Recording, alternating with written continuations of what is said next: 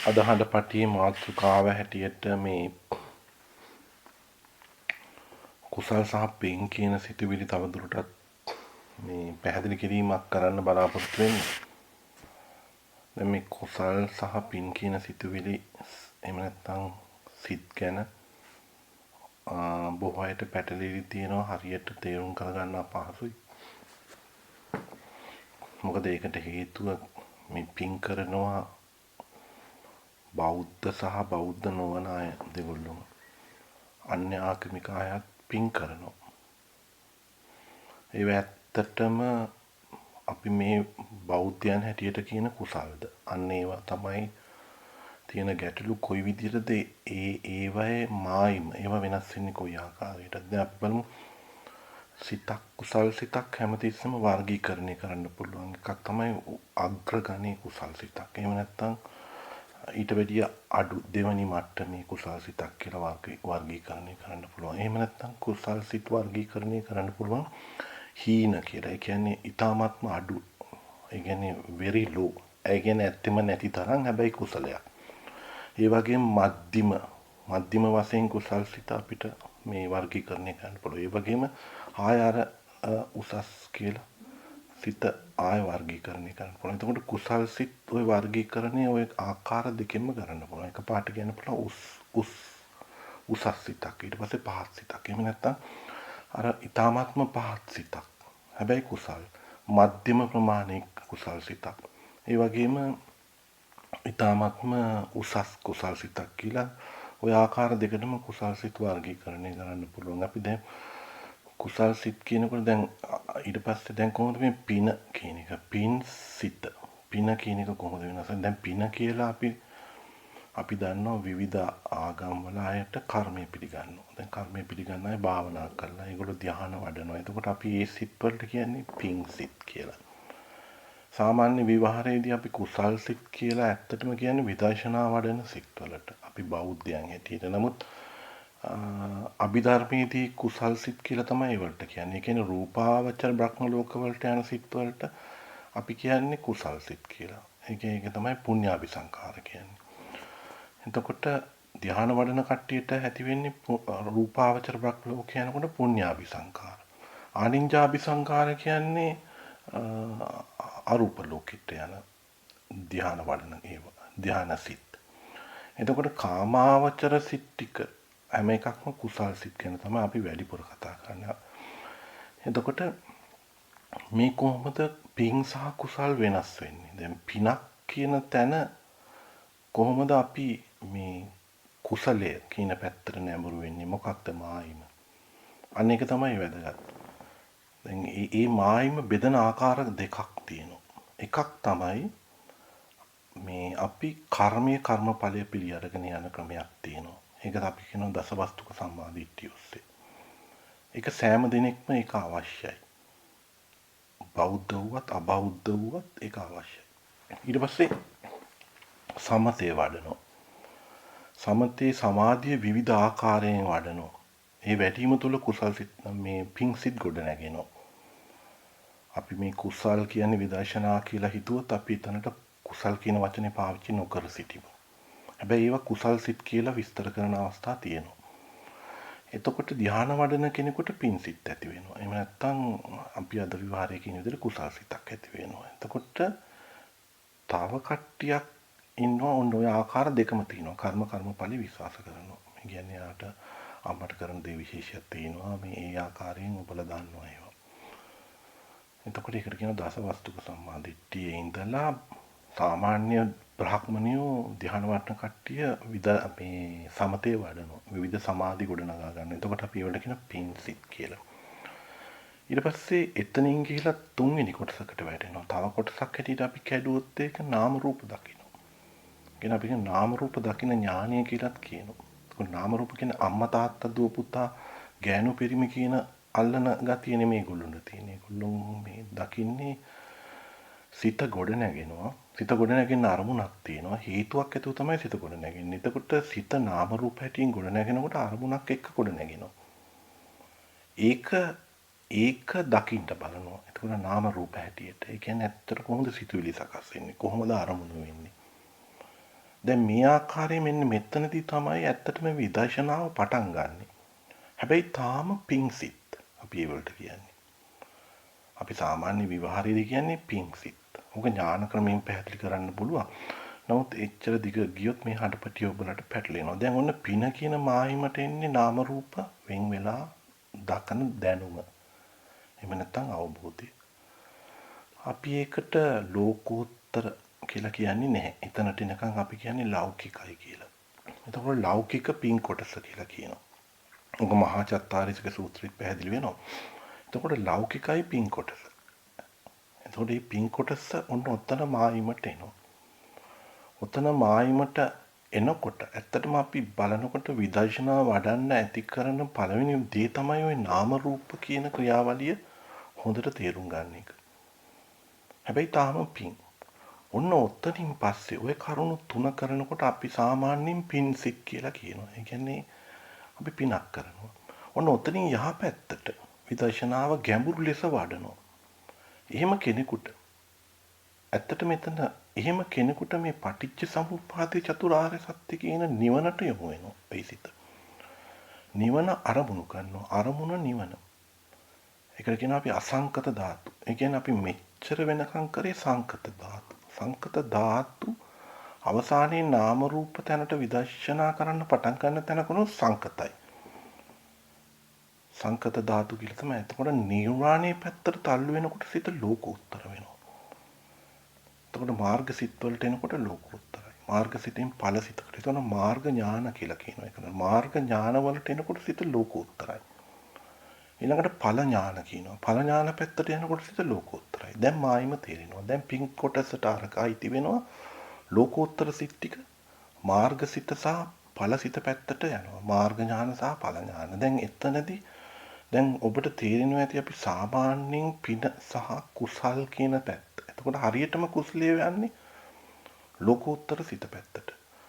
ඇත්තටම විදර්ශනා වඩල ලෝකෝත්තර සිත පැත්තට යන එක තමයි අපි කුසලයේ කියලා කියන්නේ සාමාන්‍ය විවහාරයේදී. අපි බෞද්ධ කට්ටිය විදර්ශනා වඩන කට්ටිය. එතකොට හැබැයි ඒක ආරම්භ කරන්නේ නාම රූප ක්‍රියාවලිය පටන් ගන්න තැන ඉඳලා. එතනදී නාම රූප දකින අවබෝධයට අපි මේ ගැඹුරු විදර්ශනාව කියලා කියන්නේ.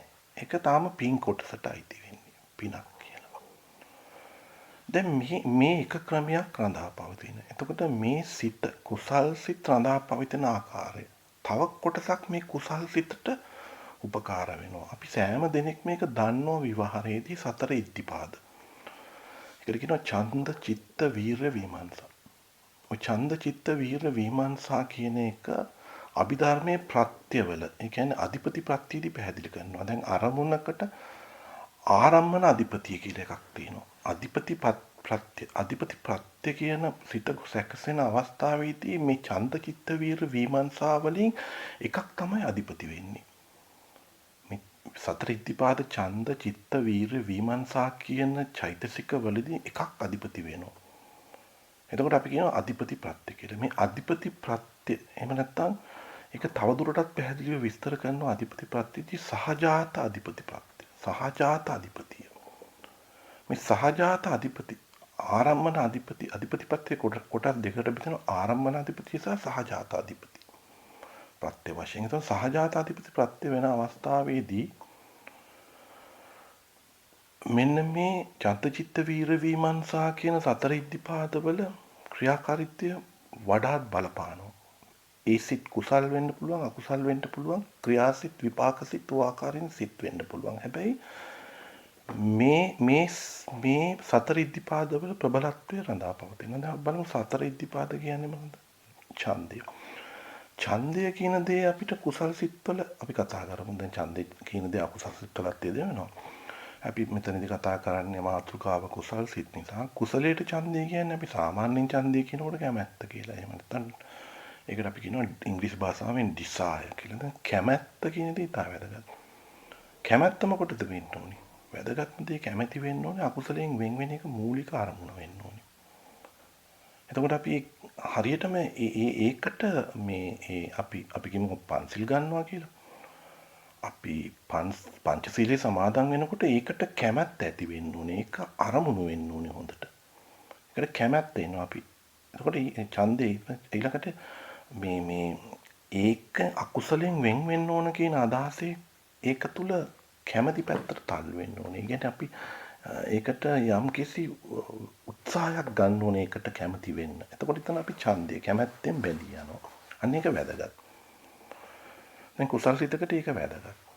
right? ඒ වගේම චිත්ත කියලා කියනවා. අපි දැන් චිත්ත කියලා කියනවනේ හොඳ සමාධියක් ගොඩනගාගෙන චිත්ත කියන්නේ අපි සාමාන්‍ය විඥානයනේ කියන්නේ consciousness. දැනෙනවා දැනගන්නවා. එතකොට අපි දැනෙනවා දැනගන්න ගතිය අපි හොඳ සමාධියකින් ගොඩනගා ගන්න ඕනේ. අපිට ඒක අපි කියන්නේ හරි වීරියත් එක්ක එකතු වුණාම හරි උනන්දුවක් වෙන්න ඕනේ. අපි කියන මෙයා උනන්දුකාරයෙක් කියලා අන්නේ වගේ. එතකොට චිත්ත කියන එක වීරියත් එක්ක එකතු වුණාම උනන්දුව කියන දේ අරමුණ දැනෙන ගතියට උනන්දු වෙනවා. එතකොට එතන තමයි චිත්ත කියලා කියන්නේ. consciousness එහෙම නැත්නම් සිත කියලා එක ගතිය. ඇත්තටම අරමුණේ එල්බගෙන ඉන්න ගතිය. හොඳට සතිය පිහිටවලා. ඒක තමයි චිත්ත කියලා. වීරිය කියන දේ effort එක. අපි කියන උත්සාහය. ඒ සිත ඒ සිතේ අධිපති බව. ඒ සිතේ සහජාත අධිපති බව ගන්න දරන උත්සාහය. ඊට පස්සේ විමර්ශන කියන එක කියන්නේ අපි මේ හොඳට විමර්ශනය කරනවා. ඒ කියන්නේ කඩ බලනවා. හොඳට තේරුම් ගන්න උත්සාහ ගන්නවා. ඔක්කට පහසු වචනය ප්‍රඥා කියලා කියනවා. ප්‍රඥාව. එතකොට කුසල් සිත්වල මෙන්න මේ ප්‍රඥාව සිත් 4ක පමණයි යෙදවෙන්නේ. ඒ කියන්නේ ඥාන සංප්‍රයුක්ත කියනකොට ප්‍රඥාව තියෙනවා. ඥාන විප්‍රයුක්ත කියනකොට මෙන්න මේ ප්‍රඥාව ඇත්තම නැති වෙලා යනවා. ඒ චෛතසිකය. එතකොට ඒ කියන්නේ එතනදී මේ ඉද්ධිපාදවල තියෙන මේ ප්‍රඥාව එතනදී නැහැ. එතනදී ඒක ඇති වෙන්නෙම නැහැ. එතකොට මේ සතර ඉද්ධිපාදවල ක්‍රියාකාරීත්වයත් මේ කුසල සිතේ මම අර ඉස්සෙල්ලා කිව්වා වගේ අඩු වැඩි වීමට බලපානවා. දැන් මං කාණ්ඩ දෙකකින් කුසල සිත ප්‍රබලත්වය පැහැදිලි කරා. හැබැයි මේ කුසල සිත අපි බලමු මේ කුසල ඡන්ද චිත්ත වීර්ය විමර්ශන. එතකොට මේ සමහර සිත්වල මේ ඡන්ද චිත්ත වීර්ය විමර්ශන කියන හතරම යෙදෙන්න පුළුවන්. හැබැයි එහෙම යෙදෙන බොහෝ අවස්ථාවලදී එකක් තමයි සහජාත අධිපති ප්‍රත්‍ය වෙන්නේ. ඒක හොඳට මතක. හැබැයි සමහර වෙලාවට එකක් හෝ දෙකක් නොයේදී තිබෙන්න පුළුවන්. දැන් අද සමහර කට්ටියට පැටලිලා සමහර කට්ටිය හිතනවා මේ ප්‍රීතිය. ඒ කියන්නේ ප්‍රීතිය කියන චෛතසිකය හැම සිතකම තියෙනවා කුසල සිතක. ඒක නැති වෙන්නේ නැහැ. නමුත් සමහර පොත්වල දැකලා තියෙනවා මේ ප්‍රීතිය කියන චෛතසිකය නෑ. නමුත් බුදුදහමේ සූත්‍ර බැලුවත් මේ ප්‍රීතිය පස්සන්දිය කියලා එහෙම යෙද වෙනවා. සමාධිය. එතකොට ප්‍රීතිය කියන චෛතසිකයේ හැම සිතකම තියෙනවා. එහෙනම් මොකක්ද වෙනස් වෙන්න චෛතසිකේ? ඡන්දය. ඡන්දය කියන චෛතසිකය සමහර සිත්වල යෙදෙන්නේ නැහැ. ඒක හරියට අර ප්‍රඥාව චෛතසිකයේ නැති වෙනවා වගේ. දැන් අපි කියමු සිත් තියෙනවා මේ අසංකාරික කියලා unprompted. ඒ අසංකාරික සිත් ඇති වෙනකොට හැම අසංකාරික සහ සසංකාරික කුසල සිතක් තුල අසංකාරික සසංකාරික නොවන කුසල සිත් නැහැ. මේ ප්‍රීතිය කියන චෛතසිකේ තියෙනවා. joyful. ඒක නිසා ඒක ස්ථීර වශයෙන්ම තියෙනවා. දැන් මොකද අසංකාරික කියන්නේ මොකද්ද? අසංකාරික කියන unprompted ඉංග්‍රීසියෙන්.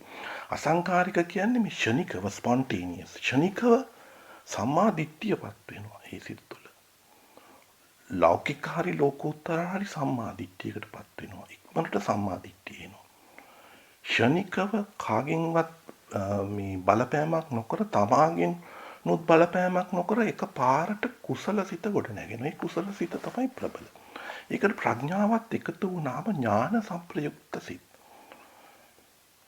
හැබැයි අර කියනකොට කියන්නේ සෝමනස්ස සහගත ඥාන සංප්‍රයුක්තයි කියලා. දැන් ওই සෝමනස්ස සහ උපේක්ඛා කියන තැන පොඩි ගැටලුවක් ඇති වෙනවා. එතකොට මේ උපේක්ඛා සහ ඥාන සංප්‍රයුක්ත සිතක් තමයි ඇති වෙන්නේ. හැබැයි ඥාන සංප්‍රයුක්ත අසංකාරික. ඊළඟට ඥාන සංප්‍රයුක්ත වෙන සිත සසංකාරික වෙනවා. unprompted. ඒ කියන්නේ තමන් ටිකක් හිතලා තීරණය ගන්න, ෂණිකව ගන්න. හැබැයි එතන තමන්ට සම්මාදිට්ඨිය ඉක්මනට ආවට ටිකක් පැකිලෙනවා. කැමැත්ත පොඩ්ඩක් අඩු වෙන ගතියක් එනවා. එහෙම නැත්නම් කැමැත්ත හීන වෙලා යනවා. ඒක තමයි අර ලෝ, ඒ කියන්නේ අඩු හීන පැත්තට යන කුසල සිත් කියලා කියන්නේ. හැබැයි හීන පැත්තට ගියාට තාම ප්‍රඥාව එතන යෙද වෙනවා. එතකොට ඒක නිසායි අපි කියන්නේ උපේක්ෂා සහගත ඥාන සංප්‍රයුක්ත කියලා. එතකොට උපේක්ෂා සහගත ඥාන සංප්‍රයුක්ත සසංකාරික. ඒ කියන්නේ කිසි කෙනෙක්ගෙන් පෙළඹීමක් වෙලා තමයි ඒ සිත ගොඩ නැගෙන්නේ. ඒක කුසල සිතක්. දැන් මම මෙතනදී කියන්නේ දැන් බලන්න සාමාන්‍ය ඔබ යම් කිසි දෙයක් කරනකොට අපි සාමාන්‍ය සමහර කෙනෙකුට අපි බල කරලානේ කුසලයක් කරන නමුත් එයාට අපි කිව්වොත් මේක ගිහින් දෙන්න කියලා එයාගේ තුල කැමැත්තක් අපි ඇත්තටම මේ එයාට අකමැති දෙයක් අපි කැමැති කරවලා ඔන්නකො ස්වාමින් වහන්සේට පූජා කරන්න කියනකොට නමුත් එයාගේ සිත තුල අර පූජා කරන අවස්ථාවේදී සතුටක් නැහැ කියලා කියන්න බෑ. හැබැයි එයාගේ තුල කැමැත්ත නැති වෙන්න පුළුවන්. හැබැයි මේ අවස්ථාවේදී අපි මේ පෙළඹවීම නිසා කරන කුසලය හරි පින හරි අපි ඒකට කියනවා සසංකාරිකයි කියලා. අපි පොළඹවලා කරේ. හැබැයි එයාගේ පූජා කරන අන්තිම මොහොතේ කැමැත්ත නොතිබුණත් කැමැත්ත බිඳුව වුණත් ඒ කියන්නේ ඡන්දය කියන ඉතිපාදය නැති වුණත් හීන වුණත් එයාගේ සිත තුළ සතුට කියන දේ තියෙනවා. ඒක තමයි joy. ඒ කියන්නේ ප්‍රීතිය කියන චෛතසිකයේ පිහිටනවා. ඒ නිසා කුසල් සිත් හතරෙම ප්‍රීතිය කියන චෛතසිකය අනිවාර්යයෙන්ම පිහිටනවා. ඡන්දය කියන චෛතසිකයේ එහෙට මෙහෙට වෙනස් වෙන්න පුළුවන්. නැති වෙන්න පුළුවන්. දැන් බලන්න අපි පටිච්ච සමුප්පාදයට මේක ගැලපුවොත් දැන් මේ සිත් හතරෙම අපි කියන්නේ කුසල මූල පටිච්ච සමුප්පාදය. බලන්න මෙතන ප්‍රසාද කියන දේ යෙද වෙනවම නේද? එතකොට කොහොමද අවිජ්ජා මූල කියන්නේ? එතකොට ඒකට කියන්නේ අපි කුසල මූලකයේ යෙද වෙන්නේ. කුසල මූල පච්චා සංකාර. ඒක අපි කියන්නේ කුසල මූල පටිච්ච සමුප්පාදය. ඒක සංඛාර පච්චා කියලා දිගනකට යන්නේ. කුසල මූල පච්චය නිසා සංඛාර පච්චය විඥාන නාම රූප පච්චය සලආයතන පච්චය පස්ස පච්චය කියලා මොකද්ද වේදනා පච්චය ප්‍රසාදම තමයි ඉද වෙන්නේ. සිත තුළ ප්‍රසාදයම තමයි තියෙන්නේ. මේ කුසල මූල පටිච්ච සමුප්පාදයේ සෑම සිතකටම මේක තමයි තියෙන්නේ. ප්‍රසාද පච්චය අදිමෝක්ඛය අරමුණ පැහැදිලිවම නිරායසින්ම තේරුම් ගන්නවා. අන්න එතන අදිමෝක්ඛය කියන චෛතසිකය දෙන. අදිමෝක්ඛය පච්ච භව. දැන් මෙතන භව කියන්නේ මොකද්ද? භව කියන්නේ අපි කරන දේවල් නිවන පැත්තටද උපාදාන කරන්නේ. භවය හදන්නේ අපි පන්සිල් ගන්නවා. පන්සිල් අරගෙන පන්සිල් ගන්න ගමන් දිව්‍ය ලෝකෙ ගිහින් උපදින්න. ඒ කුසලය අපි ඒ සීලය. ඒ කියන්නේ අපිට අපි සීල අපි කරන සීලය සුත ත්‍යාග එහෙම නැත්නම් ඡාග සහ ප්‍රඥාව අපි යොදවනවා භවයට. භවය මොකක්ද? දිව්‍ය ලෝකේ මනුස්ස ලෝකේ උපදින්න. අන්නේ අපි සිත අපි ගොඩනගනවා සීලය තුලින් අපි දහම් ඇසීම තුලින් ත්‍යාගය තුලින් දානය තුලින් සහ තමන්ට යෙදෙන සම්මා දිට්ඨියක් යෙද වෙනවා නම් හරි ලෞකික සම්මා දිට්ඨිය අපි යොදවනවා භවය කියලා දිගින් දිගටම සිත සකස් කරනවා දිවියෙක් වෙන්න මේ ධ්‍යාන තත්ත්වයටපත් වෙන්න එහෙම නැත්නම් මිනිස්සෙක් වෙන්න කියලා භවය සකසවනවා. එතකොට යාගේ භවය කුසලසිත ප්‍රසාද වුණාට ප්‍රසාද පච්චය අදිමුඛ්‍ය පච්චය භව කියලා අන්න එතනයි භවය කියන දේ පැහැදිලි වෙන්නේ. දැන් අකුසලයේ පැත්තට යනකොටත් උපාදාන පච්චය භව වෙන්නේ තෝ විදියට. දැන් මම මෙතනදී කතා කරේ කුසල මූල පටිච්ච සමුප්පාදේ සාරාංශ වශයෙන්. දැන් මට මෙතනදී ඔබට පෙන්වන්න ඕනේ මේ ප්‍රසාද කියන දේ. එතකොට තේරෙනවා ඇති මේ ධහම එකට එකක් ගැලපෙනවා. එතකොට මම කොටස් දෙකකින් සාරාංශ වශයෙන් සිතේ ප්‍රබලතාවය පැහැදිලි කරා. එතකොට ඒ කියන්නේ අපි සාමාන්‍යයෙන් සිත ලෞකික සහ ලෝකෝත්තර පැත්තට බර වෙන තැනදී කුසල සිතේ ප්‍රබලත්වය සහ සතර ඉද්ධිපාදවල ප්‍රබලත්වය මත කොහොමද කුසල සිතේ තීව්‍රතාවය එහෙම නැත්නම් කුසල සිතේ ශක්තිය අඩු මධ්‍යම සහ වැඩි වෙන්නේ හීන වෙන්නේ කොයි විදි අවස්ථාවේද කියලා. හැබැයි ඒ කුසල සිත් කියන්නේ අපි හඳුන්වන්නේ අර ද්වි හේතුක සහ ත්‍රි හේතුක කුසල සිත්.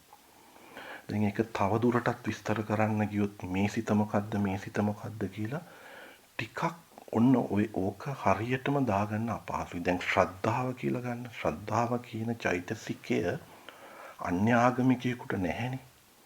එතකොට ඒ ශ්‍රද්ධාව මොකක්ද? එතන තියෙන කුසල සිතක ඇති වෙන ශ්‍රද්ධාව.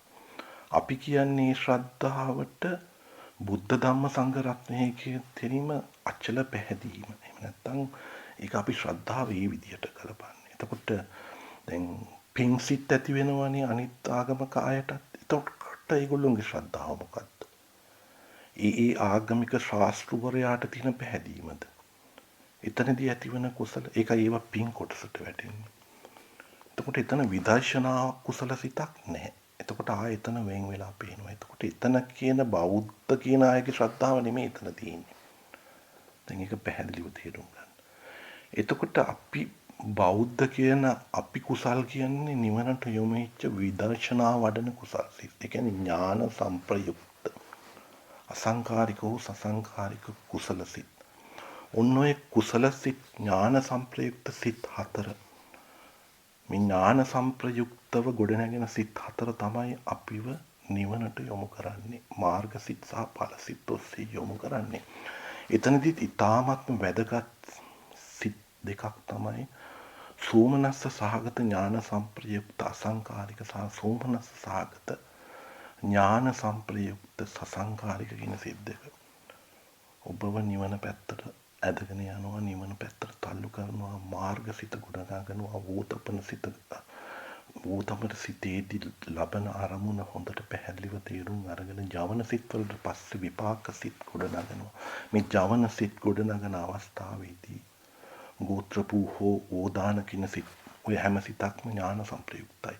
ඊට පස්සේ මාර්ගසිත ගොඩනැගලා ඒක මාර්ගසිත ඵලසිත ලෝකෝත්තර ඵලසිතක් ගොඩනගනවා. ඔන්න ඕක තමයි ක්‍රමය. එතකොට විපාකය එන්න ඕනේ කුසලයක් කරවන විපාක. තමන්ට ඇහැට කනට පංචේන්ද්‍රියට සහ මනසට එන්න ඕනේ අරමුණ හැටියට කුසල ප්‍රසාදය ඇතිවන.